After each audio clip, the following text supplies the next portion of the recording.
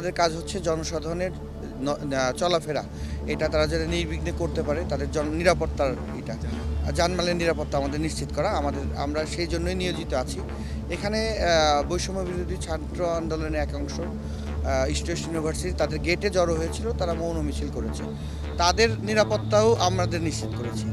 তাদেরকে জন্য দুষ্কৃতিকারীরা তাদেরকে উপর কোনো হামলা করতে না পারে, সেই ক্ষেত্রেও আমরা তাদের নিরাপত্তা আমরা নিশ্চিত করেছি।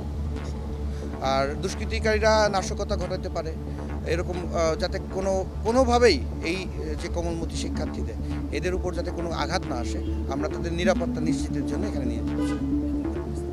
এখন স্বাভাবিক, এখন আপনারাই দেখতেছেন যে এখন পরিস্থিতি এখানে স্বাভাবিক। এখানে কোনো বিশৃঙ্খলা কোনো কিছু নেই, এখানে কোনো শিক্ষার্থীও নেই। আমাদের সার্ভিসটা এমন, আমরা 24 ঘন্টায় আমরা মানুষের নিরাপত্তা দিয়ে থাকি। আমরা কখনো মানে দৃশ্যমান, কখনো আড়ালে থেকে আমরা মানুষের নিরাপত্তা নিশ্চিত করি।